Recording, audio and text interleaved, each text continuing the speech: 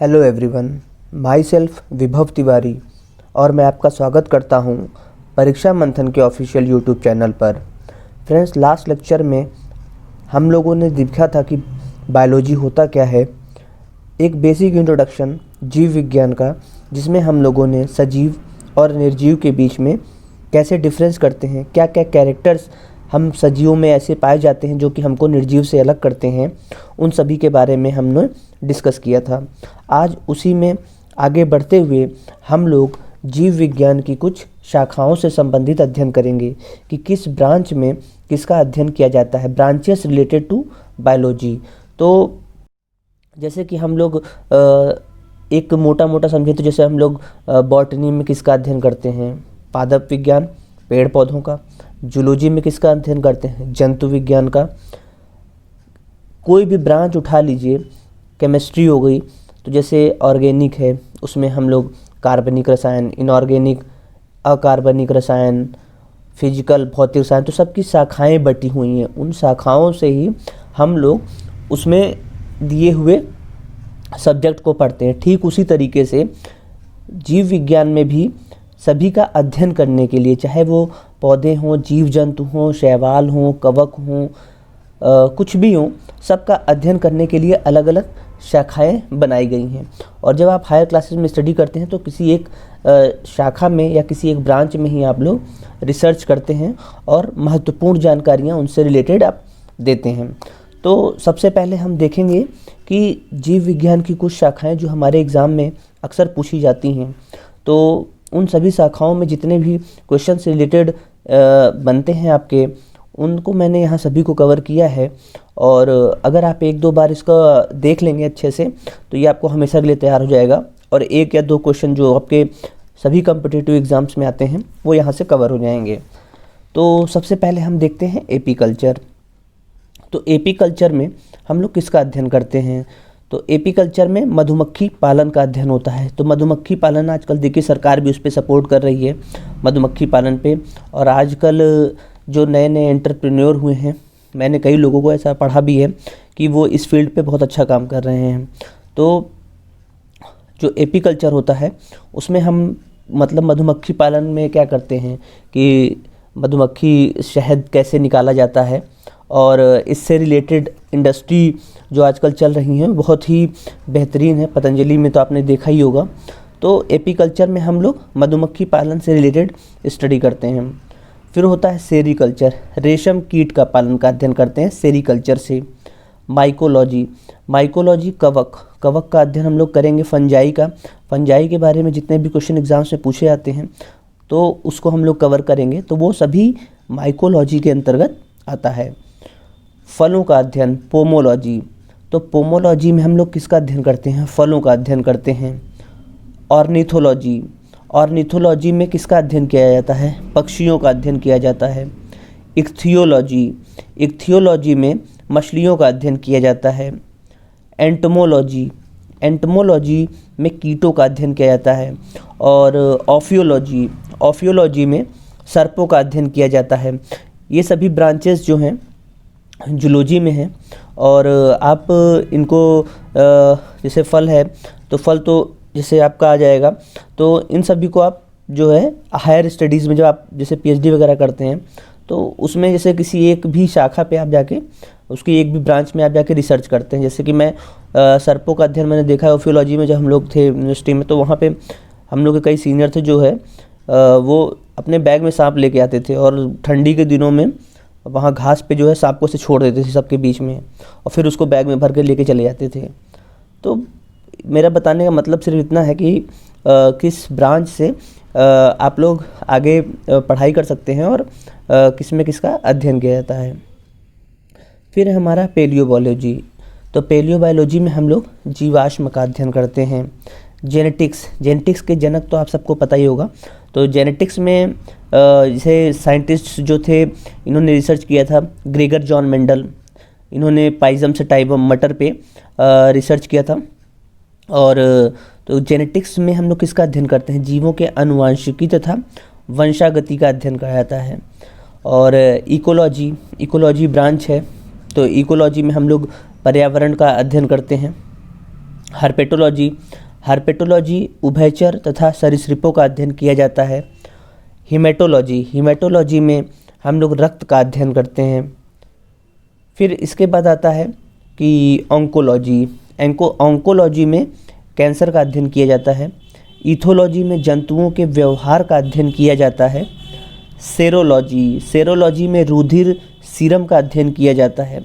Osteology में अस्थियों का अध्ययन किया जाता है। साइटोलॉजी में कोशिका का अध्ययन किया जाता है और हमारा पहला चैप्टर भी साइटोलॉजी ही होगा और आज हम लोग कोशिका के बारे में ही पढ़ेंगे। तो उसमें उसकी ब्रांच का क्या नाम है? साइटोलॉजी। तो साइटोलॉजी में हम लोग किसका अध्ययन करते हैं? कोशिका का। फिर नेक्स्ट है एनाटॉमी। एनाटॉमी क्या होता है? शरीर की आंतरिक संरचना का अध्ययन किस ब्रांच में किया जाता है? एनाटॉमी में। फिर हम आते हैं नेफ्रोलॉजी। नेफ्रोलॉजी में वृक्क का अध्ययन किया जाता है। न्यूरोलॉजी में तंत्रिका तंत्र का अध्ययन किया जाता है। तो तंत्रिका तंत्र जो है, न्यूरॉन, ये हमारे शरीर की सबसे बड़ी सेल है।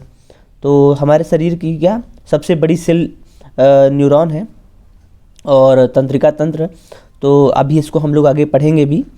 फिर है नीडोलॉजी। नीडोलॉजी में हम लोग घोंसलों का अध्ययन करते हैं। वर्मीकल्चर, वर्मीकल्चर में केंचुओं का अध्ययन किया जाता है। हॉर्टिकल्चर, हॉर्टिकल्चर में पुष्प एवं फल देने वाले पौधों का अध्ययन किया जाता है। तो हॉर्टिकल्चर में हम लोग अच्छे से अभी आगे पढ़ेंगे और एग्ज़ाम के रिलेटेड से इन दोनों के बारे में जानना बहुत ज़रूरी है। हॉर्टिकल्चर के बारे में हम लोग आगे और भी विस्तार से पढ़ेंगे। और फिर है पेडोलॉजी। तो पेडोलॉजी में हम लोग मृदा निर्माण एवं उसके प्रकार का अध्ययन करते हैं। तो मतलब मिट्टी से रिलेटेड जो भी अध्ययन होगा वो मेडोलॉजी होगा। फिर हम आते हैं कोशिका विज्ञान पे।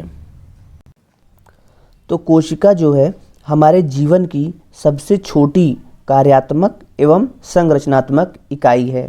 तो लास्ट लेक्चर पे मैंने कोशिका के बारे में बताया था आपको कि जैसे हमारे शरीर की सबसे छोटी यूनिट जो है वो कोशिका होती है। तो कई कोशिकाएं जो है मिलकर ऊतक का निर्माण करती हैं, टिश्यूज़ का। तो कई कोशिकाओं के मिलने से ऊतक का निर्माण होता है और कई ऊतकों के मिलने से हमारे शरीर में अंग का निर्माण होता है, ऑर्गन्स का। फिर कई अंगों के निर्माण से, जब कई अंग होते हैं तो उन अंगों के निर्माण से, कई अंगों के निर्माण से हमारे शरीर का निर्माण होता है। तो एक सीरीज़ आप याद रखिए कि कभी जो है पूछ ले तो सबसे पहले सबसे छोटी यूनिट क्या है हमारे शरीर की? सेल। सेल से बना टिश्यू, टिश्यू से बना ऑर्गन, ऑर्गन से बना हमारी पूरी बॉडी। तो ये एक सीरीज़ है, इसको आप लोग ध्यान रखिएगा कि जैसे मैंने लास्ट लेक्चर में भी बताया था कि कोशिका एक तरीके से समझ लीजिए जो आपका घर बनता है वो कई ईंटों से बनता है। तो एक ईंट नहीं कई ईंट मिलके आपके जो है मकान का निर्माण करते हैं। उसी तरह मोटा मोटा समझ लीजिए कि जो सेल होती है वो आपके शरीर का निर्माण करती है। और ये सेल कोई नहीं बनती, ये सेल आपस में ही विखंडित होके अपने में ही कह लीजिए सेल्फ रिप्रोडक्शन करके ये नए सेल का निर्माण करती हैं। फिर कोशिका जो है शब्द, इसका सबसे पहले प्रयोग किसने वैज्ञानिक ने किया था? तो रॉबर्ट हुक ने किया था।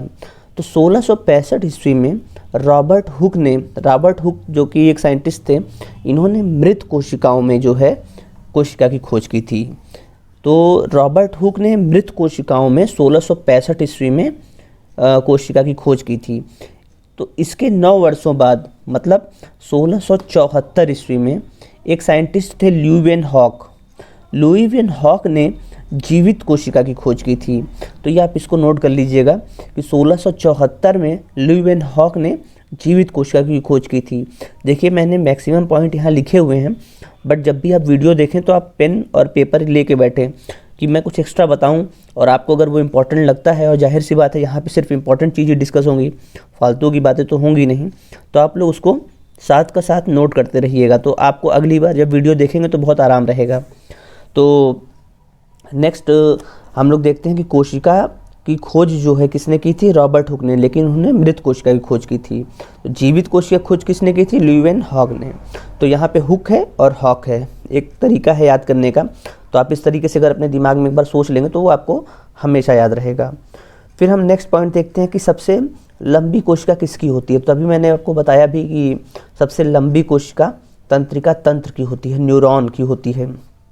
और सबसे छोटी कोशिका किसकी होती है? जीवाणु जो होता है माइकोप्लाज्मा गैलीसेप्टिका की होती है सबसे छोटी कोशिका, या इसी को आप PPLO कहते हैं।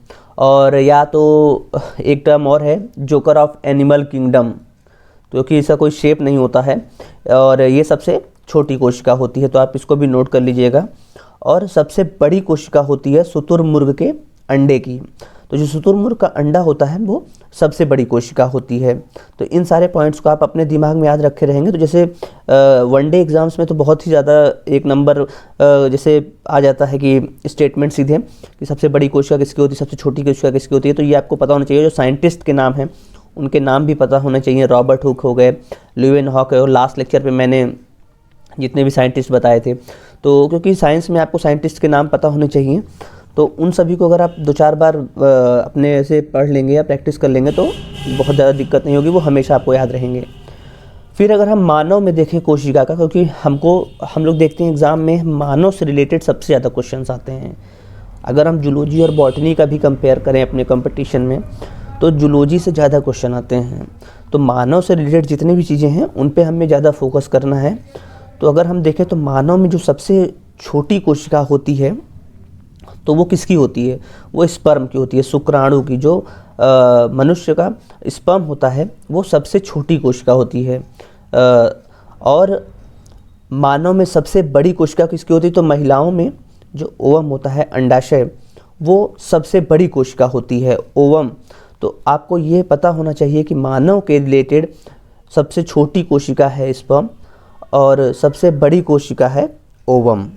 फिर हम उसके बाद देखते हैं कि मानव में सबसे लंबी कोशिका। तो मानव में सबसे लंबी कोशिका होती है न्यूरॉन, तंत्रिका तंत्र।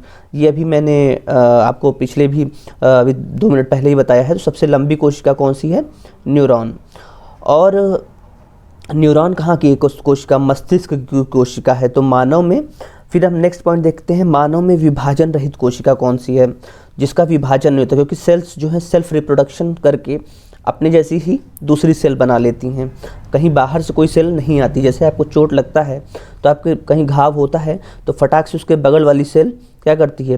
तुरंत विभाजित होती है 1 से 2 में और उस घाव को भरने की कोशिश करती है। तो सेम यही तरीका है। लेकिन हमारे शरीर में एक कोशिका ऐसी भी है जो कि विभाजित नहीं होती है। अगर वहाँ पे आपको चोट लग जाए तो आपके मरने के चांसेस ज़्यादा होते हैं। तो वो कौन सी कोशिका है? न्यूरॉन। इसीलिए देखिए आप लोग को कहा जाता है कि आप लोग हेलमेट पहन के चलिए, क्योंकि अगर सर में चोट लग गई तो वहाँ की जो कोशिका हैं वो विभाजित होकर सेल्फ रिप्रोडक्शन करके नई कोशिकाएं नहीं बना पाएंगी और फिर उससे आपके डेथ की चांसेस बहुत बढ़ जाते हैं। इसलिए सेफ्टी के पर्पज़ से आप लोग को हेलमेट लगाना बहुत ज़रूरी होता है। फिर नेक्स्ट पॉइंट पे हम आते हैं, मानव में सबसे तेज़ विभाजन वाली कोशिका।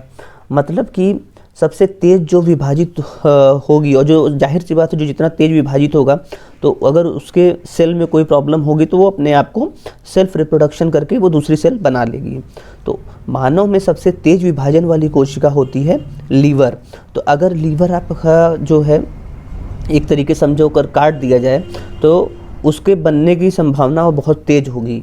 वो कोशिकाएं तुरंत सेल्फ रिप्रोडक्शन करके एक नया लीवर का निर्माण करने लगेंगी। तो मानव में सबसे तेज विभाजन वाली कोशिका लीवर होती है। फिर हम नेक्स्ट टॉपिक पे आते हैं, कोशिका सिद्धांत। तो कोशिका सिद्धांत किसने दिया था? कोशिका सिद्धांत स्लाइडेन और सॉन, ये 2 वैज्ञानिक थे, इन्होंने कोशिका सिद्धांत दिया था। अच्छा, आपको मतलब सेल की साइज़ भी मैं देखा कि एक एग्ज़ाम में सेल की साइज़ भी पूछा था। तो आप इसको नोट कर लीजिएगा कि जो सेल की साइज़ होती है वो 0.5 माइक्रोन से 20 माइक्रोन के व्यास की होती हैं। तो ये आप मतलब एक बार सुन लेंगे या लिख लेंगे तो आपको हमेशा याद रहेगा। इसको आप नोट कर लीजिए, 0.5 माइक्रोन से 20 माइक्रोन के व्यास की होती हैं। क्या?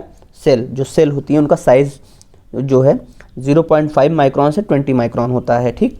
और जीव विज्ञान की शाखाएं यहाँ मैंने जितनी बताई हैं, इससे अलग भी कुछ एक्स्ट्रा जो है हैं। यहाँ पे मैंने सारे इंपॉर्टेंट जितने भी थे उनको कवर किया है। उसके अलावा आप बुक में जब आप बुक से पढ़ेंगे तो वहाँ पे आपको जैसे परीक्षा मंथन की साइंस की बुक ले लीजिए, तो उसमें और भी जो है क्लासिफिकेशन इसके दिए हुए हैं ब्रांचेस, तो आप लोग एक बार बुक से भी देख लेंगे तो हमेशा के लिए आपको तैयार हो जाएगा। जैसे कि इसके अलावा जैसे पूछ सकता है कि बायोकेमिस्ट्री एक ब्रांच होती है, आप लोग जानते होंगे। तो बायोकेमिस्ट्री में हम लोग क्या अध्ययन करते हैं, तो उसमें जो है रासायनिक घटक जो होते हैं जीवधारियों के और उनकी रासायनिक प्रक्रियाओं का जो है बायोकेमिस्ट्री में अध्ययन किया जाता है। बायोमेट्रिक्स एक होता है जैव सांख्यिकी, तो जैव सांख्यिकी में किसका अध्ययन करते हैं, जैविक क्रियाओं और उनके प्रमाणों का गणितीय विश्लेषण। तो जैव सांख्यिकी के बारे में हमें पता होना चाहिए। जीव भौतिकी एक होती है, तो जीव भौतिकी में भौतिक सिद्धांतों तथा विविधता के आधार पर जैविक क्रियाओं का अध्ययन किया जाता है। इसी तरह एक होता है मॉलिक्यूलर बायोलॉजी, तो मॉलिक्यूलर बायोलॉजी में हम लोग आणविक जीव विज्ञान जिसको बोलते हैं उसमें किसका अध्ययन करते हैं, तो इसमें जीवधारियों का रासायनिक स्तर पर अध्ययन किया जाता है, किसमें, मॉलिक्यूलर बायोलॉजी में। फिर एक होता है मॉलिक्यूलर बायोलॉजी, फिर एक होता है माइक्रोबायोलॉजी। आपने सुना होगा माइक्रोबायोलॉजी में कई लोग जो है एमटेक करते हैं, एमएससी करते हैं। तो माइक्रोबायोलॉजी में क्या होता है कि उसमें सूक्ष्म जीवों का अध्ययन किया जाता है, ठीक है। फिर इसी तरह अगर आप देखें तो आनुवांशिक इंजीनियरिंग होती है, जेनेटिक इंजीनियरिंग, तो उसमें क्या अध्ययन करता है, आनुवांशिक पदार्थों के उपयोग और संयोजन द्वारा नए आनुवांशिक लक्षण वाले जीवधारियों के निर्माण का अध्ययन किया जाता है, किसमें, आनुवांशिक इंजीनियरिंग, जेनेटिक इंजीनियरिंग में। फिर एक होता है फिजियोलॉजी, जिसको हम लोग हिंदी में कार्यकी बोलते हैं। इसमें क्या होता है कि जीवधारियों के विभिन्न अंग और उसके संपूर्ण शरीर द्वारा की जाने वाली क्रियाविधि का अध्ययन किया जाता है, इसमें, फिजियोलॉजी में। तो ये सब कुछ पॉइंट्स हैं और इसके अलावा आप बुक में जो कुछ इंपॉर्टेंट होगा वो मैंने कवर कर दिया है। और इसके अलावा आप बुक में जो है 2-4 और एक्स्ट्रा जो क्लासिफिकेशन इसके दिए हैं, ब्रांचेस दिए हैं, आप उसको देख लेंगे तो इससे बाहर एग्ज़ाम में आपके नहीं जाएगा। फिर अगर हम नेक्स्ट देखें तो कोशिका सिद्धांत हम लोग देख रहे थे। तो कोशिका सिद्धांत किसने दिया था, कोशिका सिद्धांत दिया था स्लाइडेन और शॉन। स्लाइडेन और शॉन 2 साइंटिस्ट थे, इन्होंने जो है कोशिका सिद्धांत दिया था। इन्होंने बताया कि जो है प्रत्येक जीव की उत्पत्ति जो है एक कोशिका से होती है। तो सभी जीव, मैंने अभी ये हम लोग मतलब पहले से ही बता रहे हैं कि कोशिका से ही जीव का निर्माण होता है, हमारे शरीर का निर्माण होता है। कोशिका, फिर उत्तक, फिर टिश्यूज़ जिसको बोलते हैं, फिर उत्तक क्या बनाते हैं, ऑर्गन्स, फिर एक ऑर्गन सिस्टम पूरा हमारे बॉडी का बनता है और फिर उसी से हमारे शरीर का निर्माण होता है। तो प्रत्येक जीव की जो उत्पत्ति होती है वो एक कोशिका से होती है, ठीक। फिर नेक्स्ट पॉइंट हम देखते हैं, प्रत्येक जीव का शरीर एक या अनेक कोशिकाओं का बना होता है। जाहिर सी बात है कि प्रत्येक जीव जो है, प्रत्येक जीव में कई कोशिकाएं होती हैं। ये कोशिकाएं आपस में सेल्फ रिप्रोडक्शन के थ्रू कई कोशिकाओं का निर्माण करती हैं, कोई बाहर से कोशिका नहीं आती है, ये आपस में ही सेल्फ रिप्रोडक्शन के थ्रू अनेक कोशिकाओं का निर्माण करती हैं, जिनसे हमारे शरीर के ऑर्गन्स का निर्माण होता है और हमारे शरीर का निर्माण होता है। फिर नेक्स्ट पॉइंट है कि प्रत्येक कोशिका एक स्वाधीन इकाई है, इंडिपेंडेंट कह लीजिए, तथापि सभी कोशिकाएं मिलकर काम करती हैं, फलस्वरूप एक जीव का निर्माण होता है। ये हम लोग अभी डिस्कस किए हैं। और कोशिका का निर्माण जिस क्रिया से होता है उसमें केंद्रक मुख्य कार्यकर्ता होता है। तो ये स्लाइडेन शॉन ने जो कोशिका सिद्धांत दिया था, इसके चारों पॉइंट आपको पता होने चाहिए। और चारों पॉइंट का सार यही है कि प्रत्येक कोशिका जो है वो सेल्फ रिप्रोडक्शन के थ्रू कई कोशिकाओं का निर्माण करती है, वही सारी कोशिकाएं मिलकर ऊतक का निर्माण करती हैं और वही ऊतक, कई ऊतक मिलके आपके ऑर्गन्स का निर्माण करते हैं और ऑर्गन्स से ही हमारे शरीर का निर्माण होता है। तो कोशिका सिद्धांत किसने दिया था, स्लाइडेन और शॉन ने।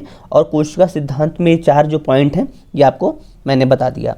फिर हम आते हैं कोशिका के प्रकार। तो कोशिकाएं 2 प्रकार की होती हैं, प्रोकैरियोटिक कोशिका और यूकैरियोटिक कोशिका। ये हम लोगों ने लास्ट लेक्चर में इसके बारे में एक मोटा ब्रीफ डिस्कशन देखा था कि कैसे हम डिफरेंस करते हैं। तो वहाँ पे मैंने सिर्फ आपको केंद्रक के बेसिस पे बता दिया था कि जिसमें केंद्रक नहीं होता है, अविकसित होता है या प्रारंभ में रहता है, उसके बाद धीरे धीरे समाप्त हो जाता है, उसको प्रोकैरियोटिक कोशिका बोलते हैं। और उसके बाद यूकैरियोटिक कोशिका जिसमें सुविकसित केंद्रक पाया जाता है। तो प्रोकैरियोटिक कोशिका क्या होती है, तो प्रोकैरियोटिक कोशिकाएं वे कोशिकाएं कहलाती हैं जिनमें केंद्रक कला, केंद्रक तथा सुविकसित कोशिकांगों का अभाव, जो सेल ऑर्गेनल्स होते हैं उनका अभाव होता है। और जीवाणु एवं नीलहरित शैवालों में ही ऐसी ही कोशिकाएं मिलती हैं। तो प्रोकैरियोटिक कोशिकाएं क्या होती हैं, इन कोशिकाओं में आपके हिस्टोन जो प्रोटीन होता है वो नहीं होता है, जिसके कारण क्रोमैटिन नहीं बन पाता है। केवल डीएनए का सूत्र ही गुणसूत्र के रूप में पड़ा रहता है, अन्य कोई भी आवरण इसको घेरे नहीं रहता है। अतः केंद्रक नाम की कोई भी विकसित कोशिकांग इसमें नहीं होता है। तो प्रोकैरियोटिक कोशिकाएं क्या होती हैं, जिसमें केंद्रक अल्प विकसित होता है या नहीं होता है। इसके बाद हम देखते हैं यूकैरियोटिक कोशिका। तो यूकैरियोटिक कोशिकाएं क्या होती हैं? यूकैरियोटिक कोशिकाएं वे कोशिकाएं कहलाती हैं जिनमें केंद्रक कला, केंद्रक तथा पूर्ण विकसित कोशिकांग पाए जाते हैं। तो यूकैरियोटिक कोशिका और प्रोकैरियोटिक कोशिका में मेजर डिफरेंस अभी हम आगे देखेंगे, लेकिन ये जान लीजिए कि जो ये यूकैरियोटिक कोशिकाएं होती हैं इसमें जो है दोहरी झिल्ली के आवरण होते हैं और केंद्रक आवरण से घिरा इसमें सुस्पष्ट केंद्रक पाया जाता है। एकदम मतलब इसमें केंद्रक पाया जाता है जिसमें डीएनए व हिस्टोन प्रोटीन के संयुक्त होने से बनी क्रोमैटिन तथा इसके अलावा केंद्रिका न्यूक्लियोलस पाए जाते हैं।